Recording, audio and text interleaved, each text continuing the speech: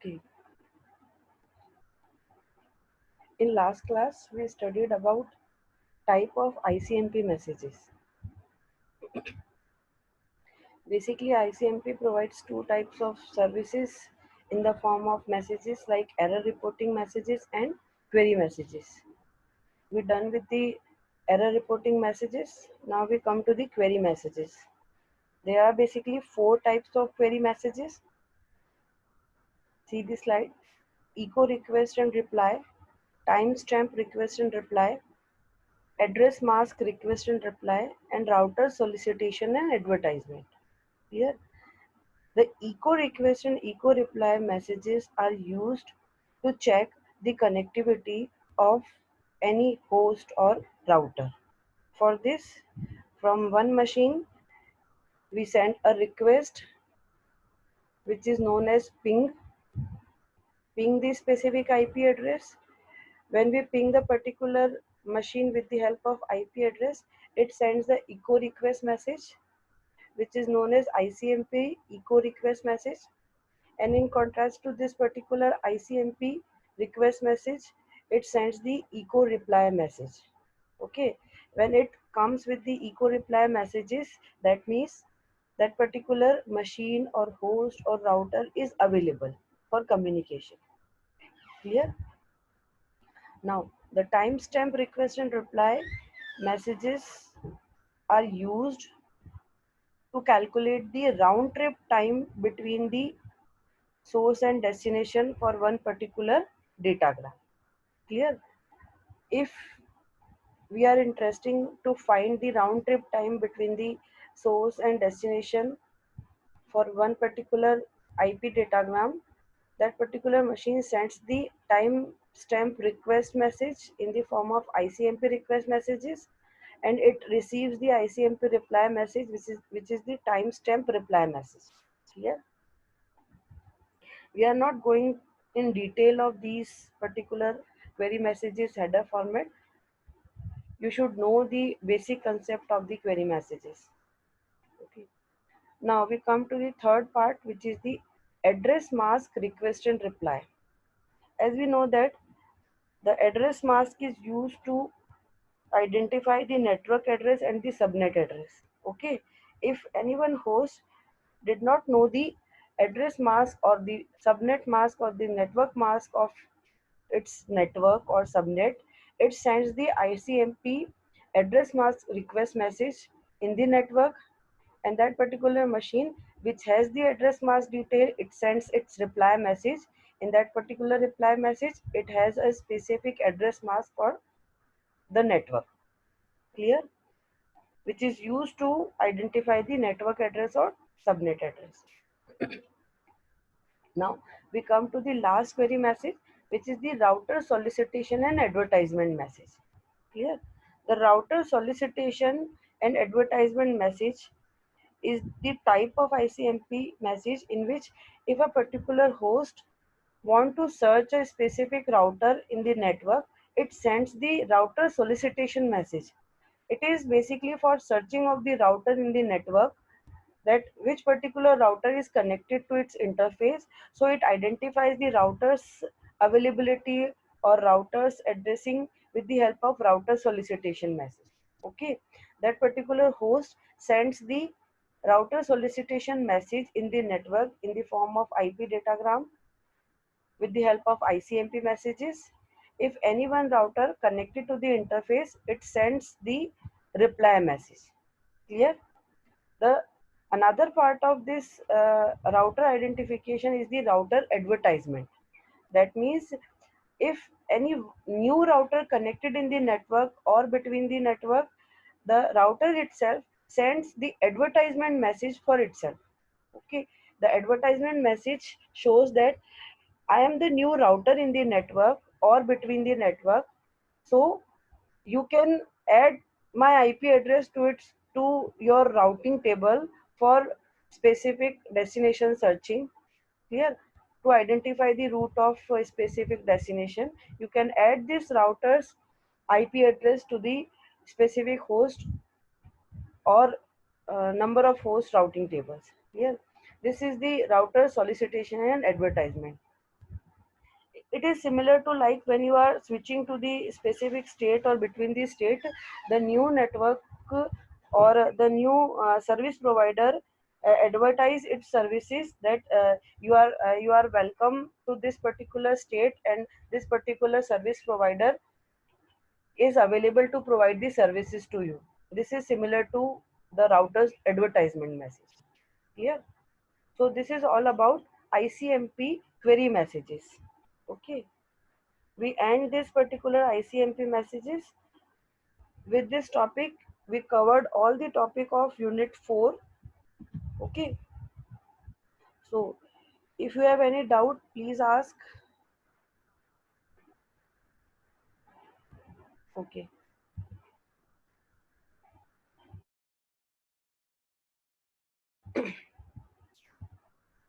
Now we come to the unit 5. I am sharing the slide of UDP protocol. Now we start the unit 5, which is related to the transport layer. Okay. We covered the network layer. Now we start with the unit 5. The topic is user datagram protocol. Okay. This is the protocol suite of TCP/IP model. See the position of UDP, which is at the transport layer. We are studying the UDP protocol here. Clear? Now, at transport layer, this particular layer is responsible for process-to-process communication. Clear? Up to the specific network layer, we are identify the specific IP address for the transmission of the packet. Above this network layer, we have the specific type of function which is known as process to process communication.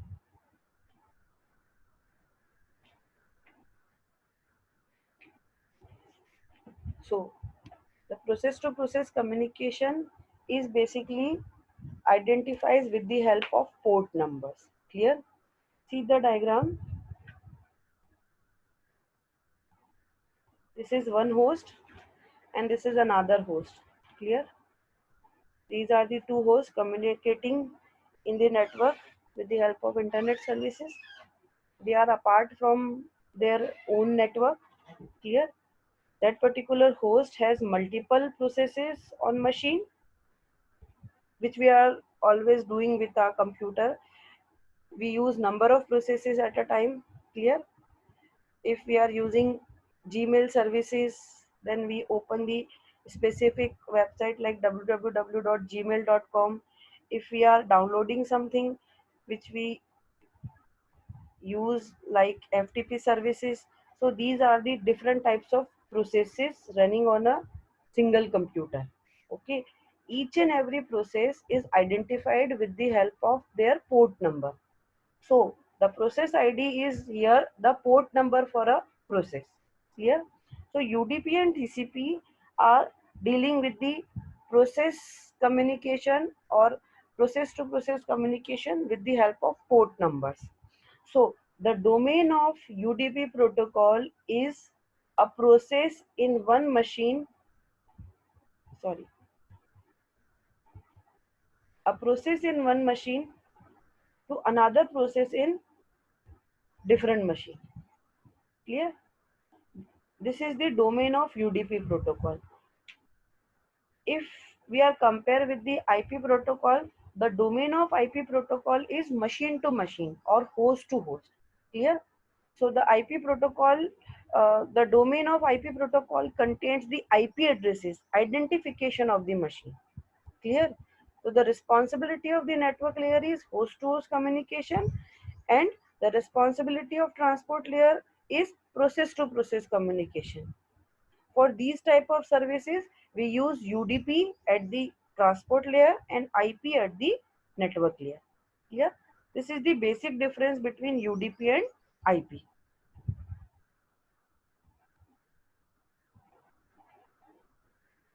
This is the example of how the different processes communicate with each other. Okay, we just look into these uh, processes. Like here, One process is daytime client and another is daytime server. Here, in process to process communication, uh,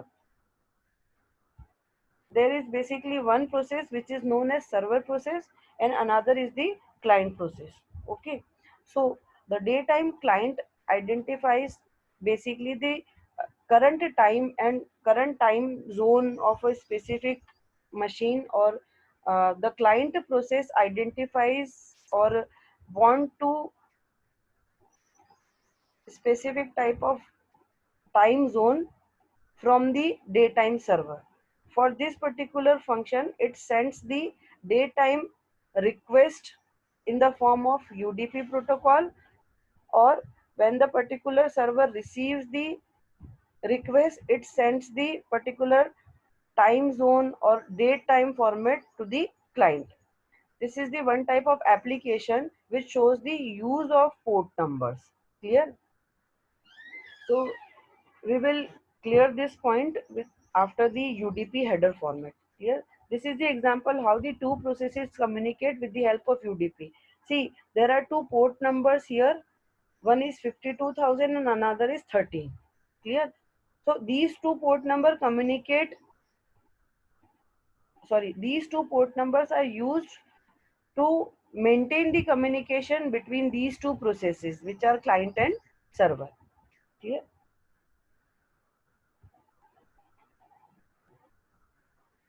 Now we will see the diagram later. Here, this is the slide which contains the port number ranges. Okay, that is IANA ranges. That IANA ranges is basically defined the port number ranges which are used at the transport layer. The full form of IANA is Internet Assigned Numbers Authority.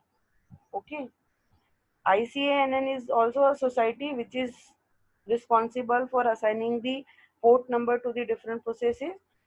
The full form of ICANN is Internet Corporation for Assigned Names and Number. Earlier we used the ICANN term and now we use the IANA, which is Internet Assigned Numbers Authority. This is the authority which is responsible for assigning the port number to the different processes. Clear? This is the range of port number starting from 0 to 65,535. Okay. These are the logical port numbers. We can divide this particular set of port number in three ranges. Like first is well-known port numbers. See to the slide. Well-known port number, registered port number and dynamic port number. Clear? The range of well-known port number is 0 to 1023, which is used by the specific type of server services. Clear?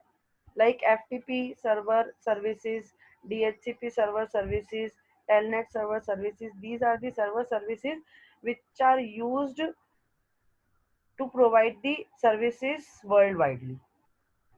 Clear? And the next series start from 1024 to 49,151. Clear? This is the range of registered port number. The category which is defined as a registered port number are comes under the IANA, which are registered by the IANA society. Okay. So any one new internet services which is worldwide used to provide the services to the users, they use the port number between these ranges. Okay. Now the next series is for the dynamic port numbers which are used by the client processes. So the dynamic port numbers are also known as ephemeral port numbers, which are for the short life. Okay, their life is limited. Whenever a specific client process is running, it uses the port number of the dynamic category. So the operating system assigns the available dynamic category port number to that particular client process. When the client process finishes its task, so this particular port number which is assigned to the client process is now free for another process or another client process. So the range of port number is 49,152 to 65,535.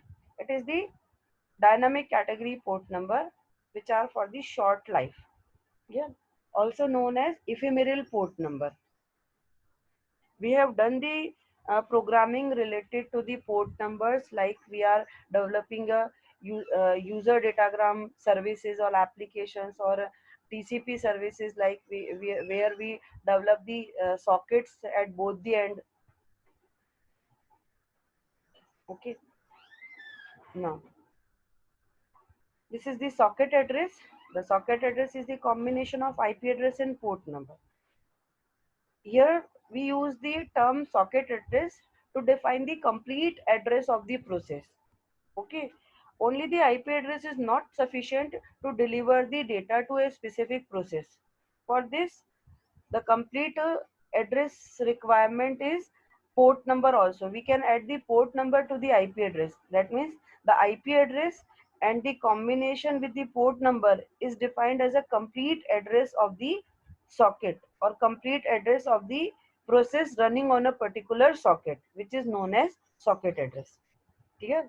Remember the UDP services or TCP services programs where we define the port numbers and IP address at the client side. Okay. So this is the complete address, which is known as socket address. To deliver the datagram to the individual process, we require the port number also. Clear? As we know that UDP is the user datagram protocol, which provide the connectionless services. Clear?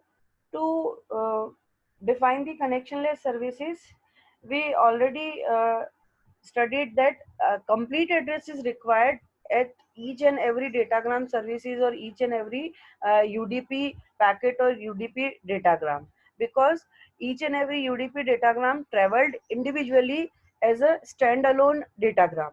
So it requires the complete address. That's why it used the port number. Okay.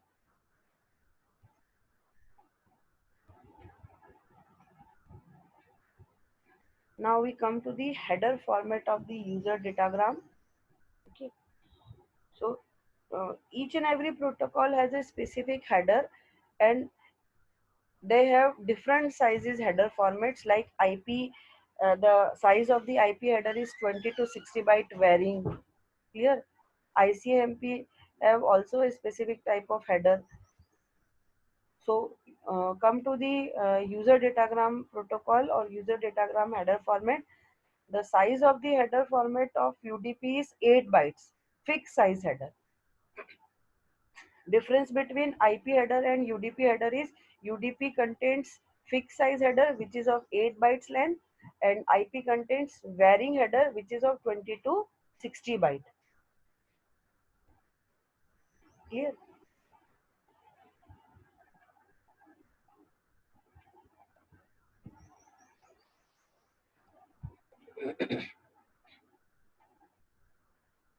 Now, see the header format. The header format contains 4 fields. After these 4 fields, the continue part is the data. Okay. So see the 4 parts of the user datagram format. First portion is the source port number. Second is the destination port number. Then total length field and the checksum. Okay. The first component shows the port number of the source process. Clear? At the source machine, the transport layer source process define the source port number to which particular destination machine's destination port number it wants to communicate. So the second component is destination port number. Clear? It represents in 16 bits. Clear? The total length field is of 16 bit, which represent the header plus data, and the checksum field is used to check the integrity of the data. Okay, so as we know that the IP header format also contains the checksum part, but this particular checksum is performed by the higher layer protocols, either it is TCP or UDP. So the checksum process is performed by the UDP datagram at the particular machine. Okay.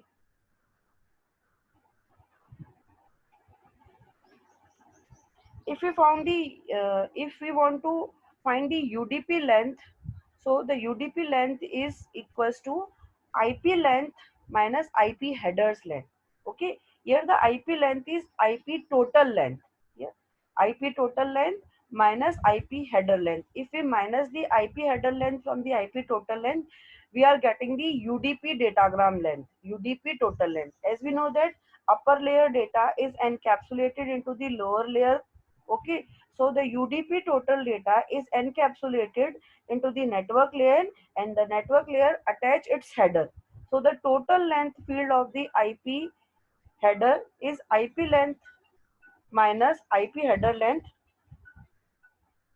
Okay, from this we are getting the UDP datagram length. Clear? Now we come to the previous slide. Okay, see, this is the daytime client request. Okay, this is the portion of source port number and destination port number.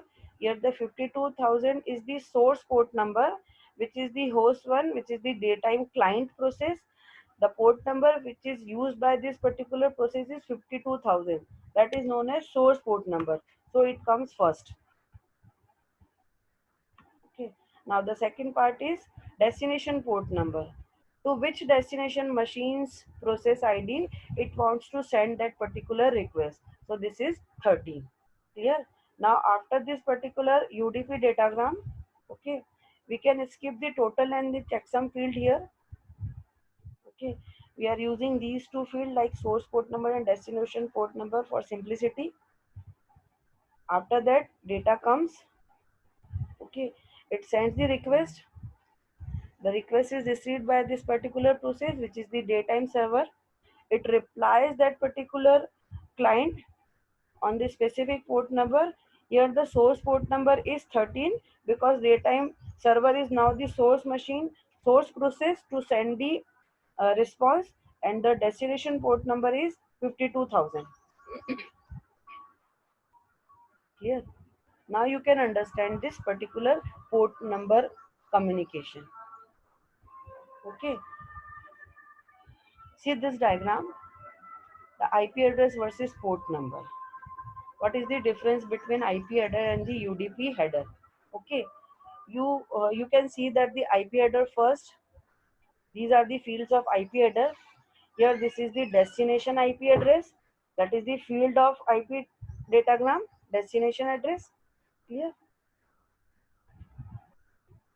Now after that UDP header comes. It shows the destination port number which is 13. So how it encapsulate? First of all, it identifies the machine, destination machine, which is specified with the help of or identified with the help of IP address.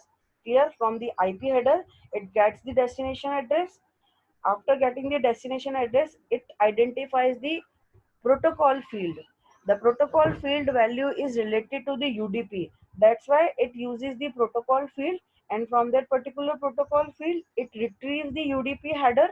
Okay, that UDP header contains the destination port number which is 13. So in this particular host machine, it delivers the datagram to the specific process which contains the port number 13. Clear? How the particular packet is delivered to the process? First of all, it retrieves the destination address from the IP header. Getting the destination address, after that it identifies the destination port number, retrieving from the IP header, and deliver that particular datagram to that particular port number.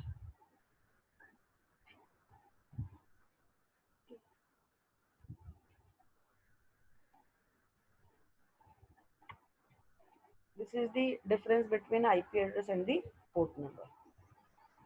Clear? Now come to the checksum portion. Okay, how the UDP protocol calculate the checksum at the sender side. Okay, here the checksum process. For calculation of checksum, above the header, the UDP protocol or UDP datagram attached the pseudo header. Pseudo header. Basically, pseudo header is used to calculate the checksum. Okay, so the pseudo header contains our IP address, source IP address, 32-bit source IP address, then 32-bit destination IP address, all zero field, 8-bit protocol field. The value of this particular protocol field is 17 in case of UDP. Okay, you should remember that IPv4 header contains a protocol field. If that particular protocol field has a value 17, that means its upper layer protocol is UDP. Clear? So this value is used here to calculate the checksum. Now the next field is 16-bit UDP total length, which is similar to the header component. Clear?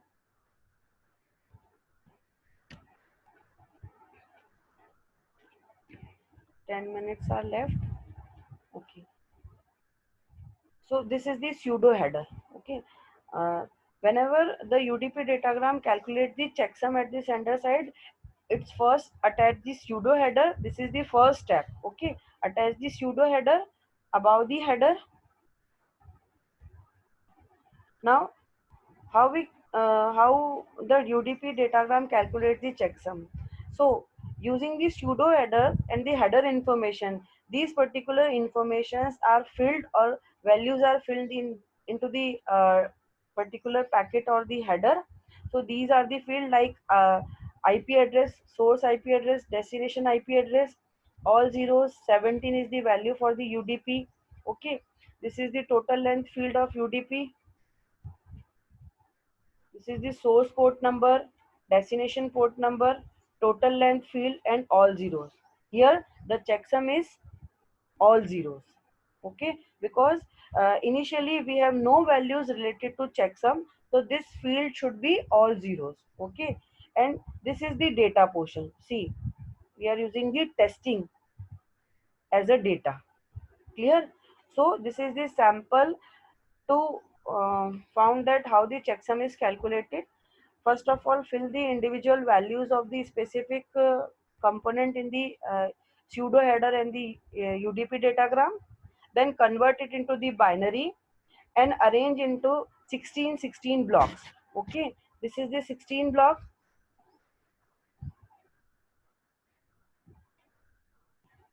These are the 16 bits. Okay, so first 16 bits are 153.18. Okay, converted into binary, we will get this information. Okay, so arrange these particular pseudo header and UDP datagram format in 16 bits block. Arrange in this fashion. It is the source IP address. Okay, these two rows are destination IP addresses. These are all zeros and protocol field. This is total length field converted into 16 bits. This is port number, source port number, destination port number, then again UDP len, then checksum value, 16-bit checksum value, which is represented as all zeros, and these are the data. These all are converted into binary. Here, first it would identify as a decimal value of these and convert it into the binary. This is the sample. Okay. Now, after arranging these particular values in 16 bits block, now arrange the after arranging this, you can find the binary addition of these values. Okay, how we do the binary addition? From starting from the least significant bit, we can count the number of ones. Okay, see, 1 2 3 4 5 6 and 7. There are 7 ones. Convert these 7 into the specific number binary. Okay, After converting this, so the binary value of 7 is 111. Okay, is 111 the least significant bit of this 111 is maintained here. Okay, now next two bits are, sorry, the next two bits are defined as a carry to next field. See, the particular one bit is carry here.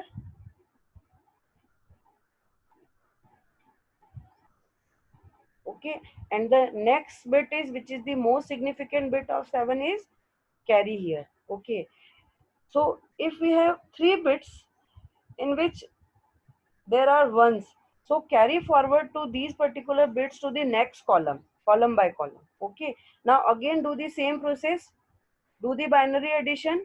Okay, from this process we are getting this value.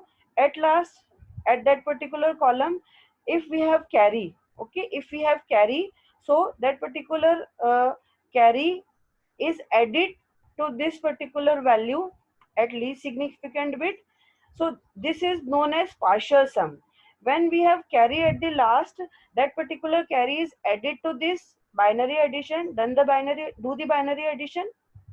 Okay, after that we are getting the final sum. Okay, that is the process. So when we are getting the total sum, that particular sum is converted into the ones complement, and that ones complement is known as checksum value. Clear? I am repeating the process, adding the pseudo header to the basic header of the datagram. Okay, find the values of each and every component into the pseudo header and the basic datagram protocol, convert it into the binary, arrange it into 16 bits block, do the binary addition. If while doing binary addition, if you are getting the carry, so these carry bits are forward to the specific column values. Okay, do the same process at last to the most significant bit. If you find the carry to the most significant bit, this particular carry is added to the least significant bit. This is known as partial sum. Okay, when you are adding the carry to the least significant bit to the partial sum, you get the final sum. Now convert it into the ones complement. This is basically the checksum value. This particular checksum value is put into the all zeros field. After putting this all zeros field, the checksum value, when we are calculate the checksum value and put it into the all zeros field, now this particular datagram is forward to the destination or sent to the destination. The same process is done by the destination side to check the integrity of the data. Same process. Okay, remember the CRC format or cyclic redundancy check. Okay, what we have done, we are performing the CRC at the source side, put it into the specific frame format, send the frame to the destination side, and destination again recalculate the CRC. If zero, then accept the data. If non-zero values received, then it reject the data. This is the same process here we can do for the checksum, but the basic different steps are different. The purpose of checksum is same as CRC, but it is done at the transport layer. Clear?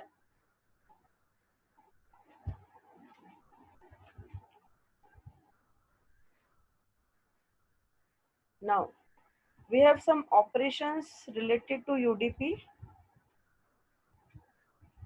Clear? The first operation is encapsulation and decapsulation. Okay, this is the basic process of the layered architecture. Okay, encapsulation, decapsulation, flow control, error control. Okay, manage sequencing. So this is the encapsulation and decapsulation process done at the transport layer, both at sender side and receiver side. See the encapsulation. The process contains messages. Message from the process, it is used as a UDP data At transport layer, attach the UDP header. Clear? This particular whole data is encapsulated into the network layer. Okay, attach the IP header. See, the total length of IP minus IP data. From this, we are getting the UDP total data. Clear?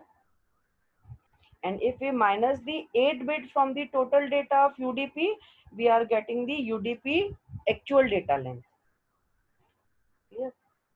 This is the encapsulation process up to the data link layer. This particular IP packet is encapsulated into frame, attach its header, send the data using the transmission medium, decapsulate these particular data at each and every layer. At Ethernet layer, when it reaches the Ethernet layer,